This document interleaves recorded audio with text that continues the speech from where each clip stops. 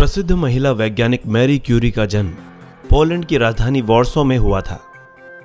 उनके जन्म का नाम मारिया स्लोडोस्का था और उनके परिवार वाले उन्हें मान्या कहकर पुकारते थे। उनके माता पिता दोनों अध्यापक थे। उनके पिता मैथ्स और फिजिक्स पढ़ाते थे और उनकी माता एक गर्ल्स स्कूल की प्रिंसिपल थी। मैरी अपने 5 भाई बहनों में सबसे छोटी थी। अध्यापक माता पिता की संतान होने के कारण उन्होंने पढ़ना और लिखना जल्दी ही सीख लिया था। उनका दिमाग बहुत तेज था और सभी अध्यापक उन्हें बहुत पसंद करते थे। मैरी अपनी पढ़ाई में पूरा मन लगाती थी और घंटों पढ़ती रहती थी। जैसे ही मैरी थोड़ी बड़ी हुई तो उनके परिवार को बुरे दौर से गुजरना पड़ा।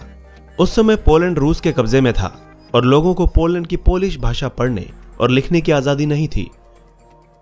उनके पिता को भी नौकरी से निकाल दिया गया था क्योंकि वह रूस की दमनकारी नीतियों के खिलाफ थे।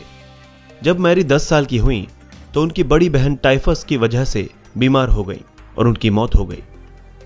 2 साल बाद ही तपेदिक की वजह से उनकी माता की भी मृत्यु हो गई। वाकई में छोटी सी मैरी के लिए काफी मुश्किल समय था। जब मैरी ने हाई स्कूल की पढ़ाई पूरी की तो वो किसी यूनिवर्सिटी में दाखिला लेना चाहती थी, पर उस समय पोलैंड में कोई भी ऐसी यूनिवर्सिटी नहीं थी जिसमें महिलाओं को दाखिला मिल सके। हालांकि फ्रांस की राजधानी पेरिस में सोरबेन यूनिवर्सिटी थी जहां महिलाओं को दाखिला मिलता था, पर उस समय मैरी की आर्थिक हालत ऐसी नहीं थी कि वो इस यूनिवर्सिटी में दाखिला ले सकें। बाद में मैरी ने फैसला किया कि वो अपनी बहन ब्रोनिस्लावा को डॉक्टरी की पढ़ाई के लिए फ्रांस भेजेंगी और उसका सारा खर्च वो पोलैंड में खुद काम करके उसको भेजा करेंगी। जब ब्रोनिस्लावा अपनी पढ़ाई पूरी करके डॉक्टर बन जाएंगी तब मैरी अपनी पढ़ाई के लिए फ्रांस जाएंगी और उस समय उनका सारा खर्च उनकी बहन ब्रोनिस्लावा दिया करेगी। मैरी की बहन ब्रोनिस्लावा को अपनी पढ़ाई पूरी करने में 6 साल लग गए और इन 6 सालों में मैरी उसको पढ़ाई का सारा खर्च भेजा करती थी। पैसे कमाने के लिए वो बच्चों को ट्यूशन पढ़ाया करती थी। इन 6 सालों में मैरी ने मैथ्स और फिजिक्स की ढेर सारी किताबें पढ़ डाली थी और वो जानती थी कि उन्हें एक वैज्ञानिक बनना है।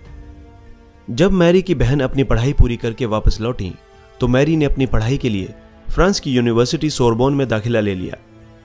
मैरी 24 साल की उम्र में साल 1891 में फ्रांस आई थी और उन्होंने अपना नाम फ्रांस के हिसाब से मान्या से मैरी कर लिया। मैरी ने यहाँ एक गरीब कॉलेज स्टूडेंट की तरह जिंदगी बिताई, पर वे अपने हर पल को बहुत प्यार करती थी। यहाँ पर उन्होंने खूब मन लगाकर पढ़ाई की और 3 साल बाद उन्होंने फिजिक्स की डिग्री हासिल कर ली। मैरी साल 1894 में पियरे क्यूरी नाम के एक वैज्ञानिक से मिली और दोनों को एक दूसरे से प्यार हो गया। जल्द ही दोनों ने एक दूसरे से शादी कर ली और उन्हें एक बेटी हुई। उनकी बेटी का नाम इरीन था। जब मैरी को उस समय के 2 बड़े वैज्ञानिकों द्वारा एक्स-रेज और यूरेनियम से निकलने वाली किरणों की खोजों के बारे में पता चला तो उन्होंने भी किरणों से संबंधित एक्सपेरिमेंट्स करने शुरू कर दिए। एक दिन वो पिच ब्लेंड नाम के पदार्थ जो कि यूरेनियम का एक ऑक्साइड है का अध्ययन कर रही थी। तभी उन्होंने पिच ब्लेंड से कुछ तरंगें निकलती हुई देखी।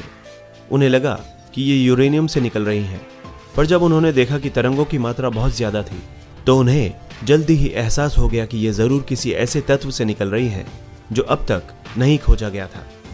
मैरी और उनके पति पियरे ने पिच ब्लेंड और उससे निकलने वाली तरंगों की पूरी तरह से जांच पड़ताल की और पाया कि उन्होंने तत्वों की आवर्त सारणी यानी कि पीरियोडिक टेबल के लिए 2 नए तत्वों की खोज कर डाली है।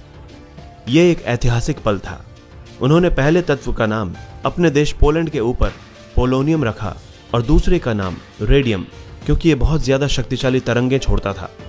क्यूरी दंपत्ति ने विज्ञान को एक नई टर्म रेडियो एक्टिविटी दी जो ऐसे तत्वों के लिए प्रयोग की जाती है जो कि बहुत ही शक्तिशाली तरंगें छोड़ते हैं। 1903 में मैरी क्यूरी और उनके पति पियरे क्यूरी समेत हेनरी बेकरेल नाम के वैज्ञानिक को रेडिएशन के क्षेत्र में उनके योगदान के लिए नोबेल पुरस्कार दिया गया। नोबेल पुरस्कार पाने वाली मैरी पहली महिला थी। 1911 में मैरी को पोलोनियम और रेडियम की खोज के लिए फिर से नोबेल पुरस्कार दिया गया। यह पुरस्कार उनके पति को भी दिया जाता, पर 1906 में एक घोड़ा गाड़ी से गिरने की वजह से उनकी मौत हो गई थी, जिस वजह से उन्हें यह पुरस्कार नहीं दिया जा सका। मैरी क्यूरी 2 बार नोबेल पुरस्कार प्राप्त करने वाली पहली व्यक्ति बनी। इसके बाद वे दुनिया में काफी प्रसिद्ध हो गईं। बड़े बड़े वैज्ञानिक उनके साथ रेडियो एक्टिविटी का अध्ययन करने के लिए आते थे। उस समय डॉक्टरों ने यह भी बात पता लगाई कि रेडियो तरंगों की मदद से कैंसर का भी इलाज किया जा सकता है। मैरी क्यूरी उन चंद आविष्कारकों में से एक है जिनकी खोज ही उनकी मृत्यु का कारण बनी। भले ही रेडियो तरंगों से कैंसर का इलाज करना संभव था, पर ज्यादा समय इनके संपर्क में रहने के कारण एक स्वस्थ व्यक्ति को भी कैंसर हो सकता है। दुर्भाग्यवश मैरी क्यूरी के साथ भी यही हुआ। रेडिएशन से संबंधित ज्यादा काम करने के कारण कैंसर की वजह से 4 जुलाई 1934 को 67 वर्ष की आयु में उनकी मृत्यु हो गई। मैरी फ्रांस की जिस सोर्बन यूनिवर्सिटी में पढ़ी थी, उन्हें वहीं पर प्रोफेसर का पद भी मिला। इस पद पर पहुंचने वाली वो पहली महिला थी। मैरी इतिहास के महान वैज्ञानिकों में से एक अल्बर्ट आइंस्टाइन की बहुत अच्छी मित्र थी। मैरी की बड़ी बेटी इरीन को केमिस्ट्री का नोबेल पुरस्कार मिला था और उनकी छोटी बेटी ईव को शांति का नोबेल पुरस्कार। मैरी क्यूरी का परिवार इस दुनिया में इकलौता ऐसा परिवार है जिसके सभी सदस्यों को नोबेल पुरस्कार मिल चुका है।